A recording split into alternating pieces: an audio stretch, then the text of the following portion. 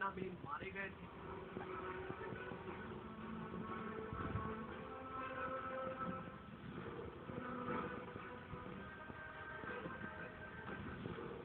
ये सवाल भारतीय इतिहास का वो काला अध्याय है जिस पर पिछले 65 से ज्यादा सालों से एक ऐसी बहस चल रही है जिसने बोस की मौत को हिंदुस्तान की सबसे बड़ी मिस्ट्री बना दिया है। Actually, Secretary, 250 years, a man with unlimited courage. The British did not want him to die on their hands. Ordinary people in India do not want to accept this. आखिर क्या है सुभाष चंद्र बोस की मौत का राज? क्या वाकई में सुभाष चंद्र बोस की मौत हुई थी? आखिर क्यों जापानी सरकार और हादसे के चश्मदीद बोस की मौत पर अपने बयानों से पलटी?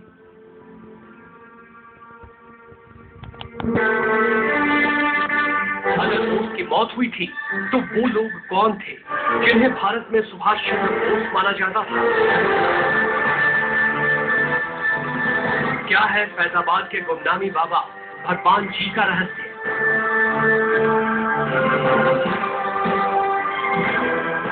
जिनके पास सतपुत मुखर्जी आयोग के जस्टिस मनोज मुखर्जी जांच पड़ताल के लिए पहुंचे थे।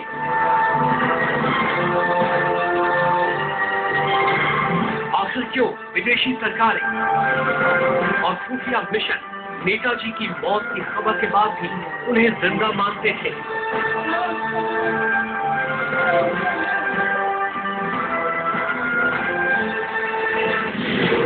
भारत की आजादी से पहले और आजादी के बाद तक बोस की मौत से पर्दा उठाने के लिए सरकारों ने वो तेजी क्यों नहीं दिखाई जिसकी बेहद जरूरत थी? आखिर क्यों सुभाष चंद्र बोस की आंधी से घरेलू नेता और विदेशी सरकारें घबरा गई थीं?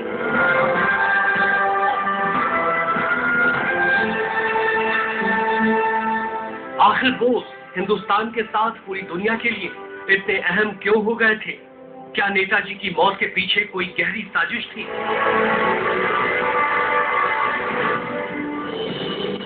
इन ढेर सारे सवालों के जवाब जानने के लिए हमें इस शेरदिल देशभक्त की जिंदगी को खंगालना होगा और देखना होगा कि बोस की जिंदगी और मौत किसके लिए ज्यादा कीमती थी। क्या बोस की मौत एक काला सच है या फिर एक सफेद झूठ? Report live India.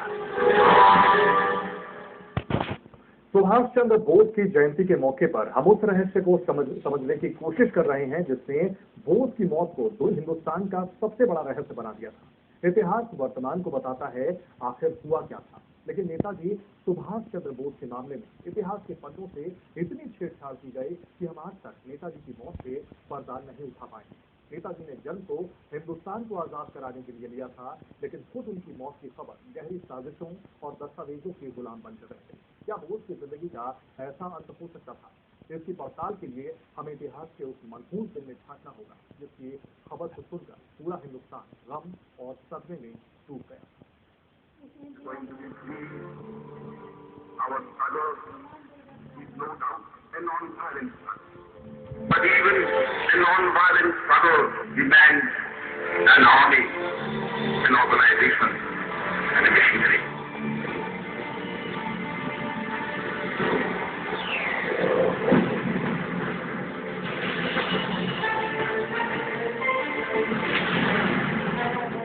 अगर इतिहास की माने तो 18 अगस्त 1945 को दोपहर में लगभग 2 से 2:30 बजे के बीच बोस के विमान ने रूस के सुदूर इलाके मांचूरिया के लिए उड़ान भरी थी। लेकिन उड़ान भरते ही बोस का विमान ताइपे, जो अब ताइवान का हिस्सा है, वहां हवाई हादसे का शिकार हो गया।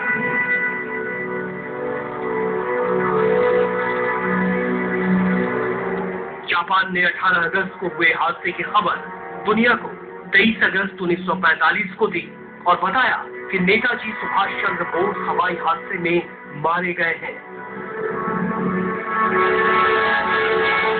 जापान सरकार ने सबूत के तौर पर हवाई हादसे की कुछ तस्वीरें जारी कर दी।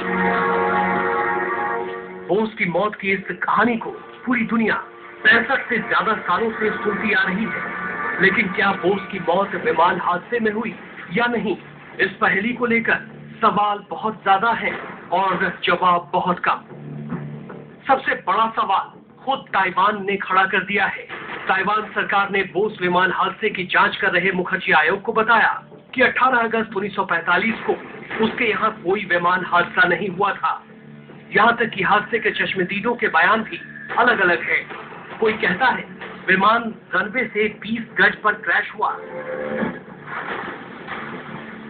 कोई कहता है 200 गज पर क्रैश हुआ, तो कोई 2 किलोमीटर दूर हादसा होने का दावा करता है।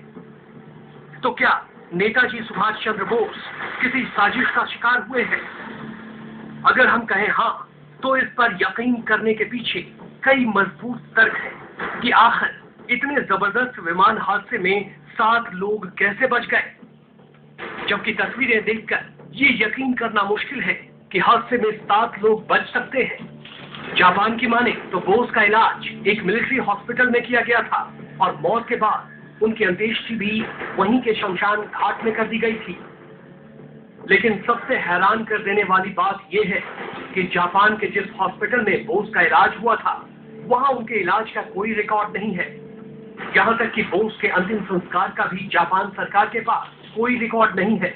हादसे पर शक की कई और भी वजह है। नेताजी के साथ हादसे में साफ बच निकले उनके साथी कर्नल हबीबुर रहमान का बयान है, जिसमें उन्होंने नेताजी की अंत्येष्टि की तारीख 21 अगस्त 1945 बताई है, जबकि जापान सरकार अंत्येष्टि की तारीख 22 अगस्त 1945 का दावा करती है। यहाँ तक कि टोक्यो के रिनकोजी मंदिर में नेताजी की अस्थियों को रखने पर भी विवाद है। बोस के साथी कर्नल रहमान अस्थियां मंदिर में रखने की तारीख 6 सितंबर 1945 बताते हैं, जबकि जापान सरकार अस्थियां रखने की तारीख 1 सितंबर 1945 बताती है। दोनों के बयान में 5 दिन का फर्क है, जो शक पैदा करता है। तो आखिर सच कौन बोल रहा है, हबीबुर रहमान या फिर जापान सरकार? हादसे पर शक की सुई नहीं रुकती है। जापान के मिलिट्री ऑफिसर ने बोस के साथ विमान में एक साथी को ले जाने की इजाजत थी। हादसे के वक्त उनके साथ सिर्फ रहमान थे, जबकि बोस अपने साथ कई और साथियों को मांचूरिया ले जाना चाहते थे। जापानी अधिकारियों ने उस वक्त कहा था कि विमान में पहले से ही कई बड़े वीआईपी सफर कर रहे हैं, इसलिए वो उन्हें साथियों को ले जाने की इजाजत नहीं देंगे। अब ऐसे में सवाल उठता है कि अगर विमान में इतने बड़े वीआईपी सफर कर रहे थे, तो हादसे के बाद उनकी जांच क्यों नहीं की गई? नेताजी की मौत पर सवाल यही खत्म नहीं होते। साल 2000 में जापान सरकार ने उस वक्त सबको चौंका दिया, जब उसने बताया कि टोक्यो के रिनकोजी मंदिर में जो अस्थियां रखी हैं, वो बोस की नहीं है, बल्कि एक जापानी सैनिक ओकारा एचिरियो की है। यानी मौत की कहानी में एक नया पेज। कुल मिलाकर ये सवाल साफ इशारा करते हैं कि बोस की मौत साजिश और शक के ऐसे तिलस्म से घिरी हुई है, जहां हर मोड़ पर हिंदुस्तान के इस जाबाज को मिटाने की पूरी कोशिश की गई है। Bureau report, live India. एक बहुत बड़ा सवाल बार बार जहन में उठता है कि नेताजी सुभाष चंद्र बोस की मौत और जिंदगी किसके लिए कीमती थी? क्या आजादी की जंग का जो तरीका नेताजी ने उठाया था, उससे उस वक्त के नेता घबरा गए थे? आखिर ऐसी क्या वजह थी कि आजादी की जंग में नेताजी का साथ देश के कई बड़े नेताओं ने नहीं दिया? क्या यही वजह थी कि बोस की मौत की खबर के बाद उनकी जांच में तेजी नहीं लाई गई? बोस अगर हमारे बीच आज होते तो वो 117 साल की उम्र के होते। हम आज सुभाष चंद्र बोस की जयंती के मौके पर इसी रहस्य को जानने की कोशिश कर रहे हैं।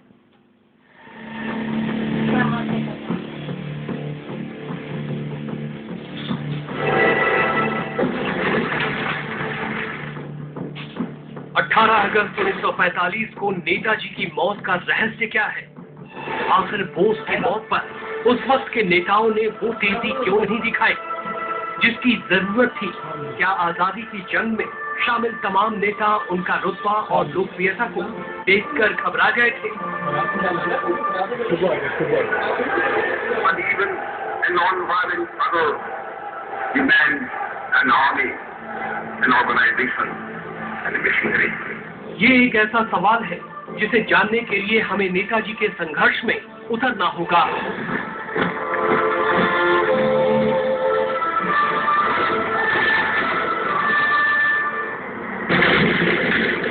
23 जनवरी 1897 को नेताजी सुभाष चंद्र बोस का जन्म उड़ीसा के कटक में हुआ था। पिता जानकीनाथ बोस और मां प्रभावती की 14 संतानों में बोस उनके 5वें लड़के और 9वीं संतान थे। बोस में आजादी की लौ बचपन से जल रही थी। युवा होते होते आजादी की वो लौ एक ज्वाला बन चुकी थी। मुंबई के मणि भवन में 20 जुलाई 1921 को नेताजी सुभाष चंद्र बोस की मुलाकात महात्मा गांधी से हुई। पहली ही मुलाकात में गांधी जी को नेताजी भा गए। गांधी जी के संपर्क के महज 2 साल के अंदर बोस ने स्वराज पार्टी की स्थापना में अपनी भूमिका बखूबी निभाई। कुछ ही सालों में बोस ने अपने मजबूत इरादों से अंग्रेजों की चूल्हे हिला दी। साल 1925 में अंग्रेजों ने उन्हें बर्मा की मांडले जेल में डाल दिया, जहां वो तपेदिक का शिकार हो गए। लेकिन उन्होंने हिम्मत नहीं हारी और एक बार फिर अंग्रेजी हुकूमत के खिलाफ खड़े हो गए। साल 1928 में उन्होंने साइमन कमीशन का विरोध किया, जिसके लिए उन्हें गिरफ्तार कर दिया गया। लेकिन वो यही नहीं रुके। जेल से छूटने के बाद उन्होंने अपना अभियान तेज कर दिया। कोलकाता में 26 जनवरी 1931 को उन्होंने राष्ट्र ध्वज फहराकर एक विशाल जनसभा को संबोधित किया। बोस के इस कदम से अंग्रेज बौखला गए और उन्होंने उनके ऊपर लाठीचार्ज कर दिया। बोस को जेल में डाल दिया गया। लेकिन बोस के इरादों पर इसका जरा भी फर्क नहीं पड़ा। सुभाष चंद्र बोस जनता के बीच में हीरो बन गए। साल 1938 तक सुभाष चंद्र बोस का कद इतना ऊंचा उठ गया कि उन्हें आजादी की जंग का नेतृत्व करने के लिए हरिपुरा के 51वें अधिवेशन में कांग्रेस का अध्यक्ष चुन लिया गया। अध्यक्ष बनते ही बोस ने जता दिया कि आजादी की जंग केवल अहिंसा से नहीं जीती जा सकती है। But even a non-violent struggle demands an army, an organization, and a machinery. Netaji ने दिखा दिया था, आजादी की जंग भाषणों से नहीं, कुर्बानी से जीती जाएगी। लेकिन सुभाष चंद्र बोस के इस भाषण से गांधी जी को ऐसा झटका लगा कि उन्होंने मन बना लिया कि सुभाष चंद्र बोस को दोबारा कांग्रेस का अध्यक्ष नहीं बनाएंगे। सुभाष ने इस चुनौती के खिलाफ जवाबी मोर्चा खोल दिया। सुभाष चंद्र बोस ने आजादी की जंग के लिए साल 1939 में फॉरवर्ड ब्लॉक की स्थापना कर दी, जिससे गांधी जी के साथ साथ उनके कांग्रेस से भी संबंध खराब हो गए। तो क्या यही वो वजह थी जिसकी वजह से बोस की मौत की जांच में तेजी नहीं लाई गई? क्या सुभाष चंद्र बोस देश की मौजूदा राजनीति का शिकार हो गए थे? इसका एक सबूत कन्हैयालाल बसु की मशहूर किताब नेताजी रीडिस्कवर्ड के पेज नंबर 347 पर मिलता है, जिसमें लिखा है, जब नेताजी की आजाद हिंद फौज ने हिंदुस्तान पर हमला करके अंडमान और निकोबार को अपने कब्जे में लिया था, तो उस वक्त नेहरू ने इसका सख्त विरोध किया था और उन्होंने बोस पर नाराज होते हुए कहा था कि मुझे हिंदुस्तान पर इस तरह के हमले का विरोध करते हुए कोई झिझक नहीं हो रही है। कोई भी शख्स भारत में इस तरह से हमला करके नहीं आ सकता है। इस बयान से साफ पता चलता है कि बोस पूरी तरह से कांग्रेस के नेताओं से दूर हो चुके थे। बोस की मौत से जुड़े दुनिया के कुछ जानकारों का यहाँ तक कहना है कि बोस की मौत का रहस्य जवाहरलाल नेहरू को पता था। Some elements are that Bose was in a Soviet prison and he lived there for decades even, and Nehru did everything to convince Stalin that Bose should stay in that prison, not be allowed to come back. It was in Nehru's interest that Bose did not reappear in independent India. It must be Nehru's doing. There is no proof for that, but it's interesting that these conspiracy theories, even when in 1997 there was Bose's 100th birthday, still some conspiracy theories were very much alive. इस बयान में कितनी सच्चाई है ये कहना तो मुश्किल है, लेकिन बात यहीं खत्म नहीं होती। महात्मा गांधी के निजी सचिव रहे खुर्शीद नेहरू ने 22 जुलाई 1946 को अमेरिकी पत्रकार लुई फिशर को एक पत्र लिखा था, जिसमें उन्होंने एक जगह जिक्र किया है कि आजाद हिंद फौज करोड़ों भारतीयों के दिलों में बसती है। अगर सुभाष चंद्र बोस रूस की मदद से हिंदुस्तान लौट आए तो लोग गांधी या फिर कांग्रेस की बात नहीं सुनेंगे। ये पत्र बताता है कि उनकी मौत के बाद भी हिंदुस्तान में उनकी कितनी अहमियत थी। यहाँ तक कि महात्मा गांधी को भी उनकी मौत पर शक था। दिसंबर 1945 में महात्मा गांधी का बयान, मुझे पूरा भरोसा है कि नेताजी जिंदा हैं। अगर कोई उनकी अस्थियां लाकर मुझे दिखाए तो भी मैं भरोसा नहीं करूंगा कि नेताजी मर चुके हैं। 2 जनवरी 1946 को महात्मा गांधी का एक और बयान आया, मुझे लगता है कि सुभाष चंद्र बोस जीवित है और वो कहीं छिप गए हैं। बोस की मौत के लगभग 1 साल बाद तक देश की चोटी के नेताओं ने जिस तरह से बयान दिए हैं, उससे साफ है कि कहीं न कहीं बोस की मौत पर जांच का और सियासत ज्यादा हुई है। Bureau report, live India. अब तक जो हमने देखा है उससे साफ हो गया कि सुभाष चंद्र बोस की मौत की कहानी में हर मोड़ पर साजिशों की बू आ रही है। लेकिन सवाल उठता है, आजादी से पहले और आजादी के बाद हमारे नेता और सरकारों ने बोस की मौत से पर्दा उठाने के लिए क्या किया। एक ब्रेक के बाद जानेंगे क्या है हादसे की हकीकत। A non-violent struggle demands an army, an organization, and a machinery.